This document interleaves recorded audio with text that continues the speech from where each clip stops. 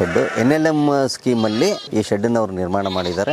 500 ಕುರಿ ಮತ್ತು 25 ಟಗರುಗಳ ಸಾಕಾಣಿಕೆ ಮಾಡ್ತಾ ಇದ್ದಾರೆ. ಈ ತಳಿ ಹೆಸರು ಕೆಂಗೂರಿ ಅಂತ. ಜೊತೆಗೆ ಒಳ್ಳೆ ತೂಕ ಬರುತ್ತೆ, ಒಳ್ಳೆ ಬೆಳವಣಿಗೆ ಬರುತ್ತೆ, ಮತ್ತೆ ಮಾರಾಟ ಮಾಡಬೇಕಾದ್ರೂ ಒಳ್ಳೆ ನಮಗೆ ಲಾಭ ಸಿಗುವಂತ. ನಾನು ನಿವೃತ್ತಿ ಆದ ನಂತರ ಇವರಿಗೆ ನಾನು ಕನ್ಸಲ್ಟೆನ್ಸಿ ಕೊಡ್ತಾ ಇದ್ದೀನಿ. ನಾನು ಬರೋಕ್ಕಿಂತ ಮುಂಚೆ ಇವರು ಸ್ವಲ್ಪ ತೊಂದರೆಗಳು ಬಹಳ ಇತ್ತು, ಸಾಂಕ್ರಾಮಿಕ ರೋಗಗಳು ಇತ್ತು, ಬೆಳವಣಿಗೆಗೂ ಸಮಸ್ಯೆ ಇತ್ತು. ಅಲೆಮಾರಿ ಕುರಿಗಾರಗಳಲ್ಲೂ ಸಹ ಇದೇ ರೀತಿ ಇದೆ. ಈ ಶೆಡ್ಡಲ್ಲಿ ಬೆಳೆಸ್ತಕ್ಕಂಥ ಕುರಿಗಳು ಅದೇ ಎಲ್ಲ ವಿಷಯುಕ್ತವಾದ ಮೇವನ್ನು ನಾವು ಕೊಡ್ತಾ ಇರೋದ್ರಿಂದ ಕುರಿಗಳಿಗೆ ಸಮಸ್ಯೆ ಬಹಳ ಆಗ್ತಾ ಇದೆ. ಜೀವಾಮೃತನ ಇವರು ಬಳಕೆ ಮಾಡೋಕ್ಕೆ ಶುರು ಮಾಡೋದಾಗ್ಲಿಂದ ಇವ್ರ ಫಾರ್ಮಲ್ಲಿ ಇಂಪ್ರೂವ್ಮೆಂಟ್ ಚೆನ್ನಾಗಿದೆ.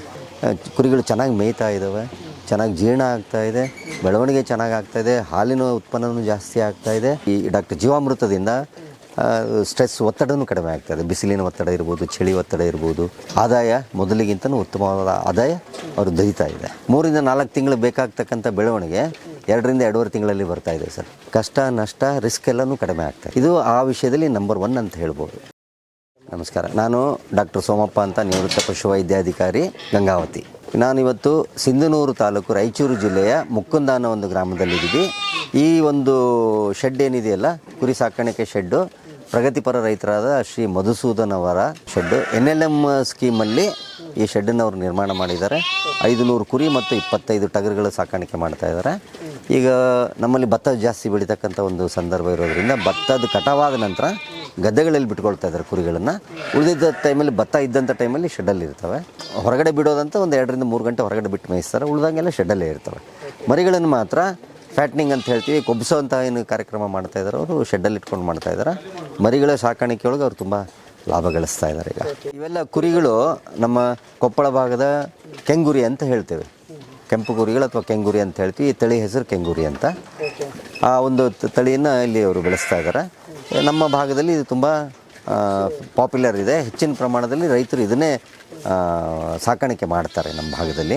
ಕಾರಣ ಏನಂತಂದರೆ ಒಳ್ಳೆ ಕಲರ್ ಇದೆ, ಒಳ್ಳೆ ಅಟ್ರಾಕ್ಷನ್ ಇದೆ, ಜೊತೆಗೆ ಒಳ್ಳೆ ತೂಕ ಬರುತ್ತೆ, ಒಳ್ಳೆ ಬೆಳವಣಿಗೆ ಬರುತ್ತೆ, ಮತ್ತು ಮಾರಾಟ ಮಾಡಬೇಕಾದ್ರೂ ಒಳ್ಳೆ ನಮಗೆ ಲಾಭ ಸಿಗುವಂಥ ಅವಕಾಶ ಜಾಸ್ತಿ ಇದೆ ಸರ್. ಅಂದರೆ ಫೀಡ್ ಕನ್ವರ್ಷನ್ ಅಂತ ಹೇಳ್ತೀವಲ್ಲ, ಫೀಡ್ ಕನ್ವರ್ಷನ್ ರೇಷಿಯೋ ಕಂಪೇರ್ ಮಾಡಿದ್ರೆ ಬೇರೆಯವ್ರಿಗಿಂತ ತುಂಬ ಜಾಸ್ತಿ ಇದೆ ಸರ್ ಇದು.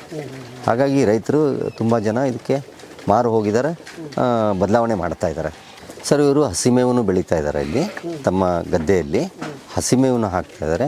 ಜೊತೆಗೆ ಒಣ ಮೇವನ್ನು, ಜೋಳದ ಸಪ್ಪೆ ಇರ್ಬೋದು, ಶೇಂಗಾ ಹೊಟ್ಟಿರ್ಬೋದು, ಕಡಲೆ ಹೊಟ್ಟಿರ್ಬೋದು, ಹುಳಿಗಡಲೆ ಹೊಟ್ಟಿರ್ಬೋದು, ಈ ಥರ ಒಣಮೇವನ್ನು ಸಹ ತೊಗೊಂಬಂದು ಇಲ್ಲಿ ಸ್ಟಾಕ್ ಮಾಡ್ತಾ ಇದ್ದಾರೆ. ಜೊತೆಗೆ ಒಂದು ಕಾನ್ಸಂಟ್ರೇಟೆಡ್ ಫುಡ್ ಅಂತ ಹೇಳ್ತೀವಲ್ಲ, ಕುರಿ ಮತ್ತು ಮೇಕೆಗಳು ತಾವೇ ಸ್ವತಃ ಇಲ್ಲಿ ಫೀಡನ್ನು ತಯಾರು ಮಾಡಿ ಅದನ್ನು ಬಳಸ್ತಾ ಇದ್ದಾರೆ. ಕಾನ್ಸಂಟ್ರೇಟ್ ಫೀಡನ್ನು ಅರೌಂಡ್ 40% ಅದನ್ನು ಯೂಸ್ ಮಾಡಿ, ರಿಮೈನಿಂಗ್ 60% ನಮ್ಮ ಮೇವನ್ನು ಇವರು ಮೇಂಟೈನ್ ಮಾಡ್ತಾ ಇದ್ದಾರೆ. ಹಾಗಾಗಿ ತುಂಬ ಲಾಭದಾಯಕವಾದಂಥ ಉದ್ದಿಮೆನ ಮಾಡಿದ್ದಾರೆ. ಸೊ ಕುರಿಗಳಿಗೆ ಆಗಲಿ, ಆ ಕುರಿ ಮರಿಗಳಿಗೆ ಆಗಲಿ ಸರ್, ಆರೋಗ್ಯ ದೃಷ್ಟಿ ಅಂತ ಅಂದರೆ ಸೊ ಅವಕ್ಕೆ ಯಾವ ಟೈಮಲ್ಲಿ ಏನು ಕಾಯಿಲೆಗಳು ಬರುತ್ತೆ, ಅವಕ್ಕೆಲ್ಲ ಏನು ಮೆಡಿಸಿನ್ಗಳು ಕೊಡ್ತಾರೆ, ಸೊ ನೀವು ಕೊಟ್ಟಿರುವಂಥ ಮೆಡಿಸಿನ್ ಯಾವುದು, ಒಂದು ಸ್ವಲ್ಪ ಅದ್ರ ಬಗ್ಗೆ ಮಾಹಿತಿ ತಿಳಿಸ್ಕೊಡಿ ಸರ್. ಈ ಫಾರ್ಮಲ್ಲಿ ಇದು ನಾನು ಗಂಗಾವತಿ ತಾಲೂಕು, ಇವರು ಸಿಂಧನೂರು ತಾಲೂಕು. ನಾನು ನಿವೃತ್ತಿ ಆದ ನಂತರ ಇವರಿಗೆ ನಾನು ಕನ್ಸಲ್ಟೆನ್ಸಿ ಕೊಡ್ತಾ ಇದ್ದೀನಿ. ತಿಂಗಳಲ್ಲಿ 1 ಸರಿ 2 ಸರಿ ಭೇಟಿ ಕೊಟ್ಟು ಇವರಿಗೆ ಮಾರ್ಗದರ್ಶನ ಕೊಡ್ತಾ ಇದ್ದೀನಿ. ನಾನು ಬರೋಕ್ಕಿಂತ ಮುಂಚೆ ಇವರು ಸ್ವಲ್ಪ ತೊಂದರೆಗಳು ಬಹಳ ಇತ್ತು, ಸಾಂಕ್ರಾಮಿಕ ರೋಗಗಳು ಇತ್ತು, ಬೆಳವಣಿಗೆಗೂ ಸಮಸ್ಯೆ ಇತ್ತು. ಕುರಿಗಳ ಬೆಳವಣಿಗೆ ಹಾಗೂ ಮರಿಗಳ ಬೆಳವಣಿಗೆಗೆ ತೊಂದರೆ ಇತ್ತು. ಸೊ ನಾನು ಬಂದ ನಂತರ ಇವರಿಗೆ ಒಂದು ರೊಟೀನಾಗಿ ಏನು ಮಾಡಬೇಕು ಅನ್ನೋದೆಲ್ಲ ಮಾಹಿತಿ ಕೊಟ್ಟಿದ್ದೀನಿ. ಸಾಂಕ್ರಾಮಿಕ ರೋಗಗಳಿಗೆ ವಿರುದ್ಧವಾಗಿ ಲಸಿಕೆಗಳನ್ನ ಹಾಕುವಂಥ ಕೆಲಸ ಮಾಡ್ತಾಯಿದ್ವಿ. ಜೊತೆಗೆ ಈ ಮೇವನ್ನು ಏನು ಇವರು ಕೊಡ್ತಾ ಇದ್ದಾರೆ, ಆ ಮೇವೆಲ್ಲ ನಮ್ಮ ಗಂಗಾವತಿ ಭಾಗದಲ್ಲಿ ತಮಗೆಲ್ಲ ಗೊತ್ತಿರೋವಂಥದ್ದೇ. ಕಂಪ್ಲೀಟಾಗಿ ಬರೀ ರಾಸಾಯನಿಕವಾದಂಥ ಕೃಷಿ ನಮ್ಮ ಭಾಗದಲ್ಲಿ. ಭತ್ತನೇ ಬೆಳೀಲಿ, ಕಬ್ಬೆ ಬೆಳೀಲಿ, ಅಥವಾ ಬೇರೆ ಇನ್ನೇನೇ ಬೆಳೀಲಿ, ಕಂಪ್ಲೀಟಾಗಿ ರಾಸಾಯನಿಕವಾದಂಥ ಕೃಷಿ ಇದು. ಈ ಕೃಷಿ ಉತ್ಪನ್ನವಾಗಿ, ಉಪ ಉತ್ಪನ್ನವಾಗಿ ಬರ್ತಕ್ಕಂಥ ಮೇವೇನಿದೆಯಲ್ಲ, ಮೇವು ಸಹ ವಿಷಯುಕ್ತ ಆಗಿರೋದ್ರಿಂದ ತುಂಬ ವಿಷವಾಗಿದೆ.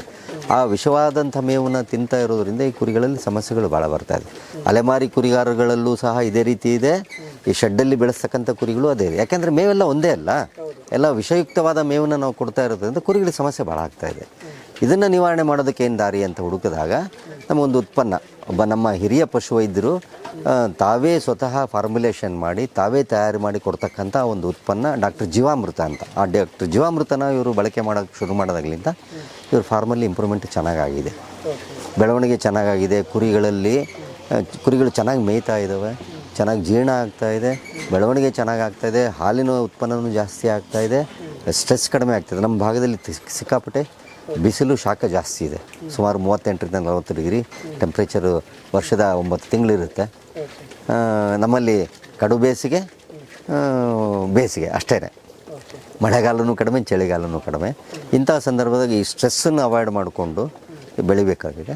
ಹಾಗಾಗಿ ಈ ಡಾಕ್ಟರ್ ಜೀವಾಮೃತದಿಂದ ಸ್ಟ್ರೆಸ್ ಒತ್ತಡನೂ ಕಡಿಮೆ ಆಗ್ತದೆ. ಬಿಸಿಲಿನ ಒತ್ತಡ ಇರ್ಬೋದು, ಚಳಿ ಒತ್ತಡ ಇರ್ಬೋದು, ಅಥವಾ ಈ ಪರೋಪಜೀವಿಗಳ ಒತ್ತಡ ಇರ್ಬೋದು, ಇದನ್ನು ಕಡಿಮೆ ಮಾಡಿಕೊಂಡು ಬೆಳವಣಿಗೆ ಪೂರಕವಾಗಿರ್ತಕ್ಕಂಥ ಒಂದು ವಾತಾವರಣ ಜೀರ್ಣಾಂಗ ವ್ಯವಸ್ಥೆಯಲ್ಲಿ ಇದು ಮಾಡ್ತಾ ಇರೋದರಿಂದ ಈ ಔಷಧಿಯಿಂದ ತುಂಬ ಅವ್ರಿಗೆ ಲಾಭದಾಯಕ ಆಗ್ತಾ ಇದೆ.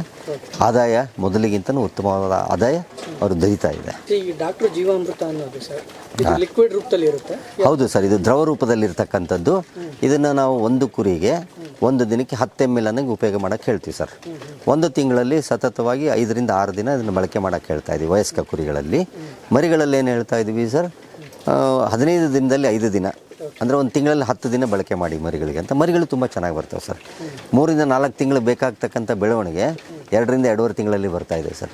ಸಮಯನೂ ಉಳಿತಾಯ ಇದೆ, ಖರ್ಚು ಉಳಿತಾಯ ಇದೆ, ಜೊತೆಗೆ ಆ ಸಾಕಾಣಿಕೆ ಮಾಡ್ತಕ್ಕಂಥ ಕಷ್ಟ ನಷ್ಟ ರಿಸ್ಕ್ ಎಲ್ಲನೂ ಕಡಿಮೆ ಆಗ್ತಾ ಇದೆ ಸರ್. ಹಾಗಾಗಿ ಇವರಿಗೆ ಮರಿ ಸಾಕಾಣಿಕೆಗಳಿಗೂ ಸಹ ಲಾಭ ಚೆನ್ನಾಗಿ ಆಗ್ತಾ ಇದೆ. ಡಾಕ್ಟರ್ ಜೀವಾಮೃತನೂ 1 ವರ್ಷದಿಂದ ಇವರು ಬಳಕೆ ಮಾಡ್ತಾ ಇದ್ದಾರೆ. ಸತತವಾಗಿ ತಿಂಗಳಲ್ಲಿ ಹೇಳಿದ್ನಲ್ಲ, 5ರಿಂದ 6 ದಿನ ಪ್ರತಿ ತಿಂಗಳಲ್ಲಿ ಉಪಯೋಗ ಮಾಡ್ತಾ ಇದ್ದಾರೆ ಕುರಿಗಳಲ್ಲಿ.